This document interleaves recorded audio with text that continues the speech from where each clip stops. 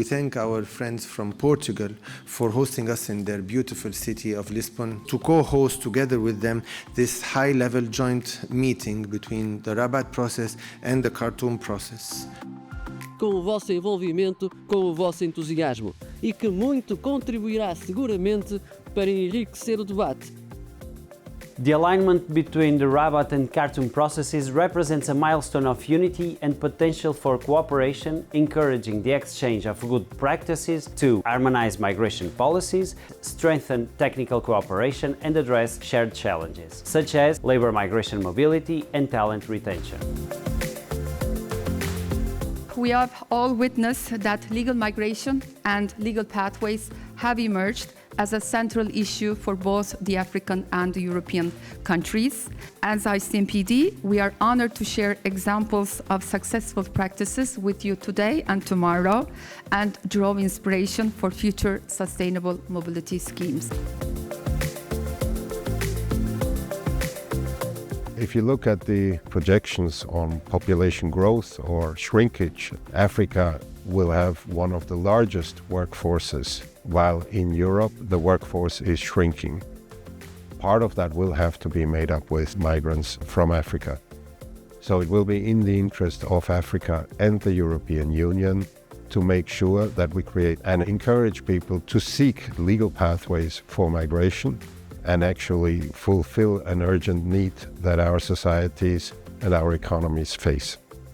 In Africa, we do have specialists in every field, from doctors to engineers to IT specialists, up to the different types of labor which are crucial for the society to continue, like plumbing or electrician.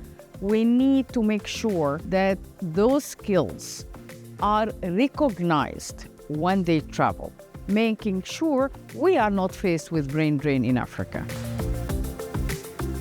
The African Migration Observatory is a specialized agency of the African Union, and the mandate encompasses collecting the data when it comes to skills and the migration of skills. It's important for us to have this evidence-based information in order to drive good policies. The skills and mobility package is part of the policy of the European Commission to ensure that we have the labor force that we need to stay competitive.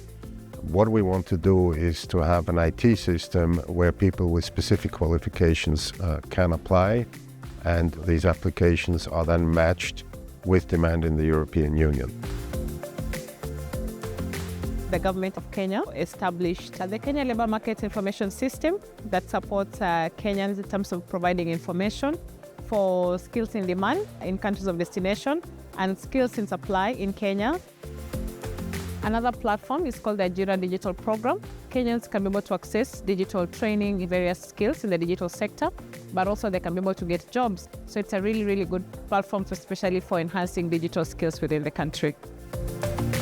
One of the recommendations I provide in terms of labor migration management is just ensuring that aspirations of migrant workers are taken care of in the policy, legal and institutional frameworks that we're putting in place. Portugal has a realistic and humane vision to advance positive impact and progress towards innovative solutions for skills mobility, which will strengthen bilateral and multilateral cooperation between Europe and Africa. From the ILO's point of view, we firmly believe that BLAs and other frameworks can be most effective when they actually include, by design, robust systems for social dialogue that bring in the voices and participation from the actors of the world of work. So that means engaging the private sector and employers, but also bringing in the workers. We need to begin with research and understanding labor market needs, and actually, probably no entity knows that better than the private sector. Public-private partnerships are going to be essential for moving toward the kinds of durable and more sustainable practices that we're starting to develop. A very, very good example of a collaboration between governments and the private sector is what we call recognized sponsorship. That means that you have vetted employers that have signed up for compliance and that take the duty of care that it's a win-win for both the governments because they don't need to look roughly through every single file. It's a win for the business as well because they have expedited processing, and for the talent as well because they need to collect less documents, they need to wait not that long for obtaining the work authorization.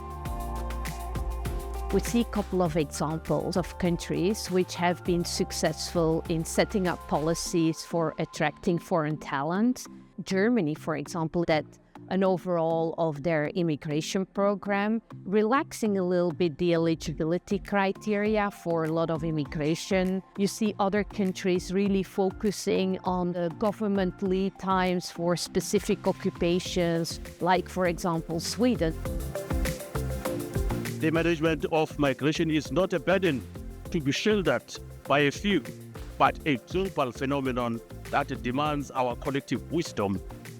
Together, let us build a bridge between Africa and Europe, a bridge of knowledge, skills, and shared dreams.